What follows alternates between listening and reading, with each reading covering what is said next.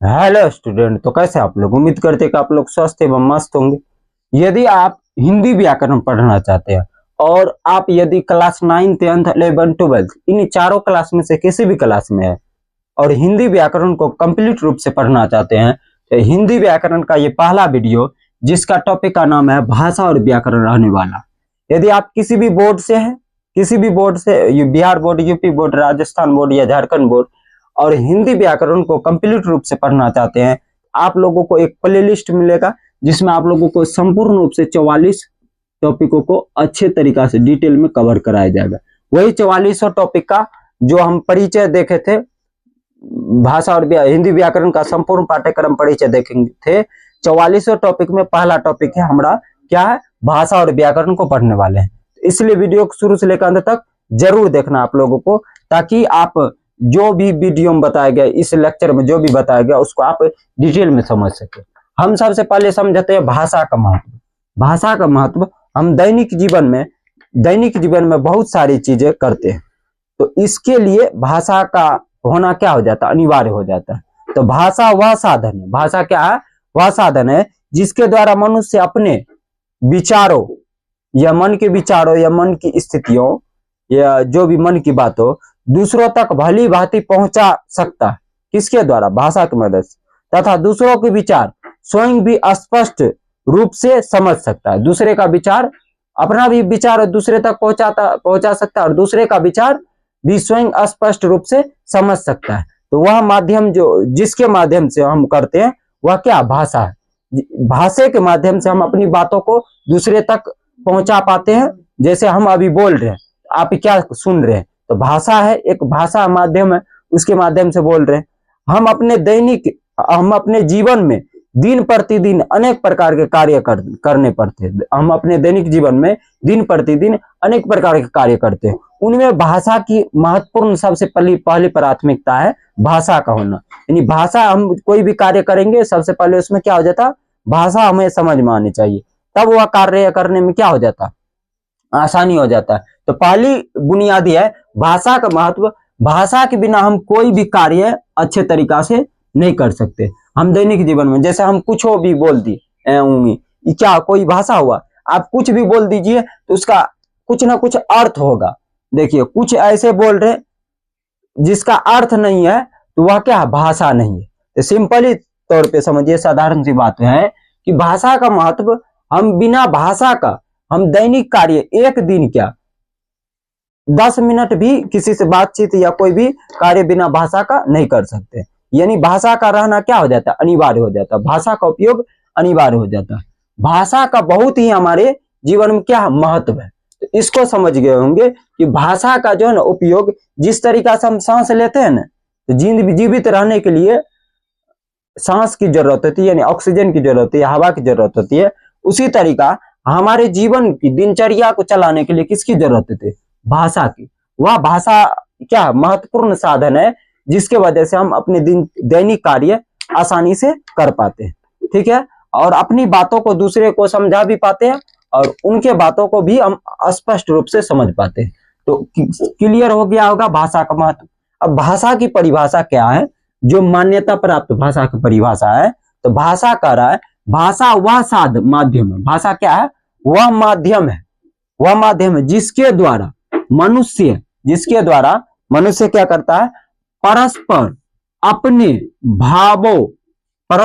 भावों और विचारों को बोल रहे हैं जैसे, या लिख कर अभिव्यक्त करता। भाषा क्या है? वह माध्यम। भाषा क्या है? वह माध्यम है जिसके द्वारा मनुष्य परस्पर एक दूसरे से अपने भावों या अपने विचारों को बोलकर या लिखकर अभिव्यक्त करता है। तो इसको समझ गए होंगे भाषा की परिभाषा को। ये बच्चे से यही पढ़ते आ रहे हैं तो समझ में आसानी से आ गया होगा। अब देखिए भाषा का प्रकार, यानी भाषा के प्रकार समझने वाले हैं।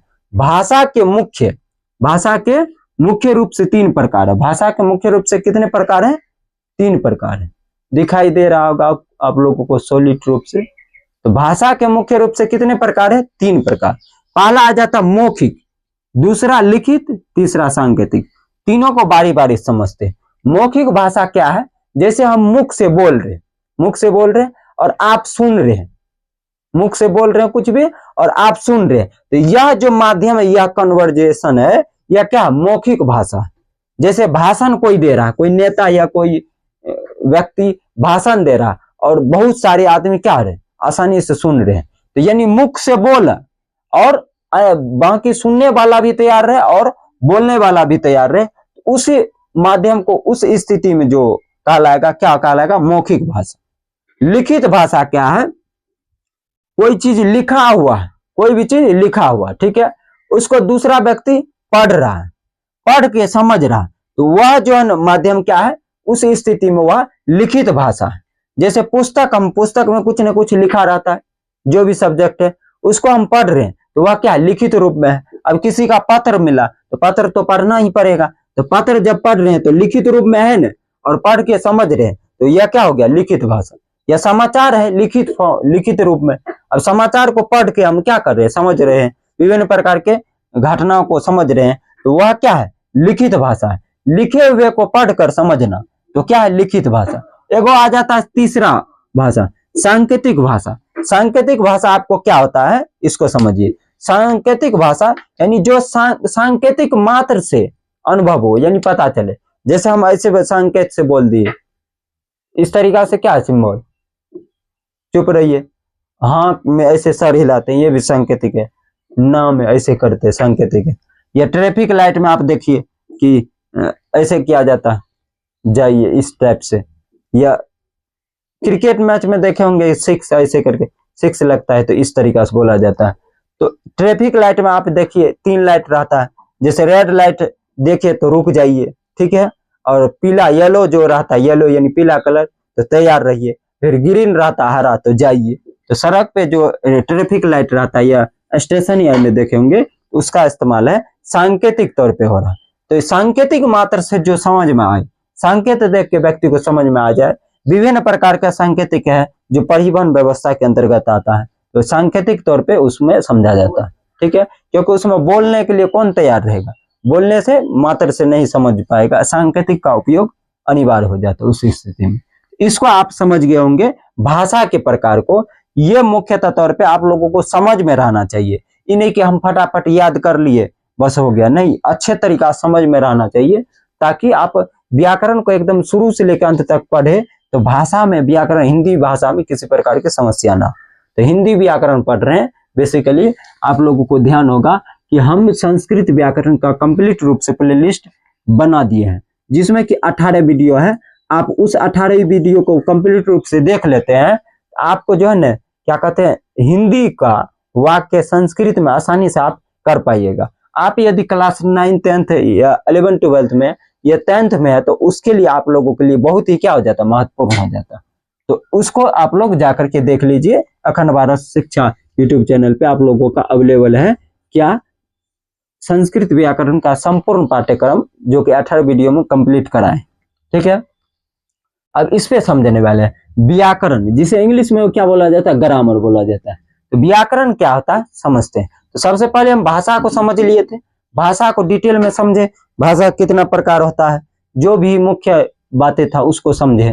तो अब देखिए व्याकरण क्या है।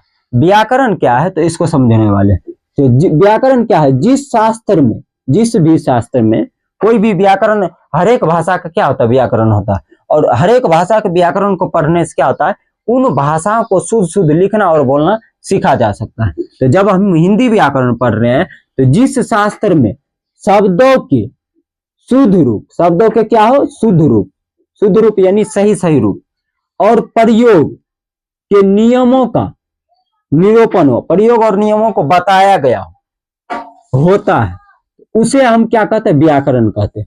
अब यह व्याकरण संस्कृत में बताया गया तो संस्कृत व्याकरण हो गया, हिंदी में बता दिया तो हिंदी व्याकरण, अंग्रेजी में बता दिया तो अंग्रेजी व्याकरण, उर्दू में बता दिया उर्दू व्याकरण। तो आप समझ गए, जिस शास्त्र में शब्दों के शुद्ध रूप और प्रयोगों के नियमों का निरूपण होता, उसे क्या बोला जाता है, व्याकरण कहते, उसे क्या कहते, व्याकरण कहते। अब एक महत्वपूर्ण बात यह है कि 14 सितंबर 1949 ईस्वी को भारत की संविधान सभा ने, 14 सितंबर 1949 ईस्वी को भारत की संविधान सभा ने हिंदी को राजभाषा, हिंदी को राजभाषा तथा राष्ट्रभाषा, हिंदी को राजभाषा तथा राष्ट्रभाषा के रूप में स्वीकार किया। हिंदी को 14 सितंबर 1949 ईस्वी को भारत की संविधान सभा ने हिंदी को राजभाषा तथा राष्ट्रभाषा के रूप में स्वीकार किया। लिपि है, लिपि क्या है? लिपि, लिपि को इंग्लिश में बोला जाता है स्क्रिप्ट, SCRIPT, स्क्रिप्ट। किसी भी भाषा को लिखने के लिए जिन निर्धारित चिन्हों या वर्णों, जिन निर्धारित चिन्हों या वर्णों का प्रयोग किया जाता है, क्या किया जाता है? प्रयोग किया जाता है, उन्हें लिपि कहते हैं। अब सीधे तौर पे समझिए कि लिपि क्या है? किसी भी भाषा को लिखने का जो है चिन्ह होता है, जो निर्धारित किया जाता है। जैसे हिंदी में लिखते हैं इस टाइप से लिखते हैं ना, तो ये चिन्ह जो निर्धारित किया गया है कि ऐसे रहेगा तो अ बोलेंगे, इस तरीका से रहेगा तो आ, ये हरस ई, ऐसे रहेगा तो इसको क बोलेंगे। तो जिन भी वर्णों का जो है चिन्ह निर्धारित कर दिया गया है, उसका प्रयोग जो कर रहे हैं वही क्या कहलाता है? लिपि कहलाता है। तो हिंदी का जो है ना लिपि देवनागरी के अंतर्गत आया है। तो किसी भी भाषा को लिखने के लिए जिन निर्धारित चिन्हों का या वर्णों का प्रयोग किया जाता है, उसी को क्या कहते हैं? लिपि कहते हैं।